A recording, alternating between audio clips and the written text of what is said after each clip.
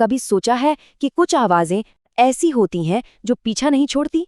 आज हम एक ऐसी ही कहानी की गहराई में उतरेंगे, एक आवाज के बारे में जो अगर एक बार सुन ली तो बस समझो जिंदगी भर के लिए साथ हो गई।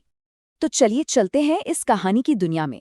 इसकी शुरुआत होती है भैरोपुर नाम के एक गांव से। एक बिल्कुल सुनसान वीरान सा गांव, और उस गांव की पहचान है वहां खड़ी एक बदनाम हवेली। ये वो जगह है जिससे गांव का हर शख्स डरता है। कोई उधर जाने की हिम्मत नहीं करता। जानते हैं क्यों? क्योंकि उस हवेली से आती हैं कुछ अजीब आवाजें, जिसे लोग आहट कहते हैं। मतलब अनदेखे कदमों की गूंज। सिर्फ एक छोटी सी शर्त, और बस वही शर्त उसकी जिंदगी का सबसे बड़ा खौफ बन गई। और यहीं से रीना वो पहली इंसान बनती है जिसका सामना हवेली के उस अनदेखे साए से होता है। लेकिन बात यही खत्म नहीं हुई। ये डर, ये खौफ सिर्फ रीना तक नहीं रुका। वो अकेली नहीं थी। उस आहट ने, उस आवाज ने गांव में और लोगों को भी अपना निशाना बनाना शुरू कर दिया था। और सबसे अजीब बात जानते हैं क्या थी? वो आहट हर किसी को अलग अलग तरीके से डरा रही थी, पर उन सबके डर के पीछे की वजह सिर्फ एक ही थी, वही कदमों की खौफनाक आवाज। अब रीना की बात करें तो वो खौफ हवेली से निकलकर उसके घर तक पहुंच गया था। कभी रात में कमरे में किसी के चलने की आवाज आती, तो कभी आईने में उसे अपने पीछे एक धुंधली परछाई दिखती थी। फिर था गांव का नाई रघु, जिसका सामना तो सीधे सीधे एक सफेद साए से हुआ, जिसकी आंखें हरी चमक रही थी। उस साए ने रघु का ऐसा पीछा किया कि वो बेचारा पागल होने की कगार पर आ गया। हद तो तब हो गई जब स्कूल के मास्टर अनिरुद्ध, जो इन सब बातों में बिल्कुल यकीन नहीं करते थे, उन्होंने भी एक सुनसान सड़क पर अपने पीछे भारी कदमों की आहट सुनी, और किसी ने उनके कान में फुसफुसाया, तू बच नहीं पाएगा।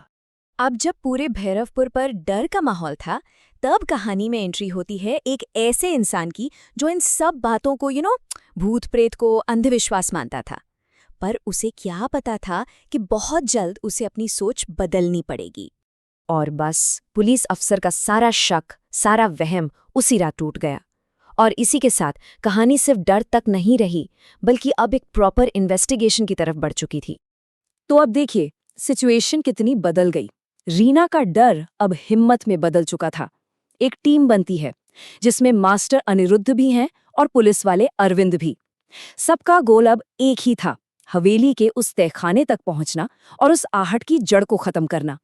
और अब ये टीम हवेली के दिल में उतरने को तैयार थी, उसके अंधेरे सीलन भरे तहखाने में, ये जानने के लिए कि आखिर इस आहट के पीछे का राज क्या है। नीचे उस ठंडे अंधेरे तहखाने में उन्हें आखिर वो चीज मिल ही गई जो इस पूरे श्राप की, इस पूरे खौफ की वजह बता रही थी। दीवार पर खून से एक संदेश लिखा था, और वो संदेश इस श्राप के जानलेवा इरादों को बिल्कुल साफ कर रहा था। वो आहट सिर्फ एक आवाज नहीं, बल्कि मौत का बुलावा थी। और राज ये था कि वो भूत हवेली की मालकिन ललिता का था, जिसे 100 साल पहले उसी के पति ने दौलत के लिए इसी तहखाने में जिंदा दफना दिया था। और वो आहट, वो ललिता की आखिरी कदमों और उसकी अनसुनी चीखों की गूंज थी, जो हमेशा के लिए वहीं कैद हो गई थी। उन्हें लगा कि अगर वो उस जगह को ही खत्म कर दें जहां ललिता की हत्या हुई थी, तो शायद ये श्राप टूट जाएगा और वो आहट हमेशा के लिए खामोश हो जाएगी। पूरी हवेली राख हो गई। सबको लगा चलो बुरा सपना खत्म हुआ, शांति मिली। लेकिन कहानी का असली खौफनाक मोड़ तो अभी बाकी था। सोचिए, सालों बाद भैरवपुर गांव में एक ऐसी रात आई जो बिल्कुल शांत थी। कोई आहट नहीं, कोई डर नहीं। पर यह शांति ज्यादा दिन नहीं टिकी। कुछ ही दिनों बाद रीना अपने कमरे में अकेली थी, और उसे फिर से वही आवाज सुनाई दी, वही धीरे धीरे पास आते कदमों की आहट। और यहीं पर कहानी का सबसे डरावना सच सामने आता है। वो श्राप, वो आहट कभी उस हवेली से बंधी ही नहीं थी। वो तो एक साया है जो एक बार किसी से जुड़ जाए तो बस जिंदगी भर उसका पीछा नहीं छोड़ता।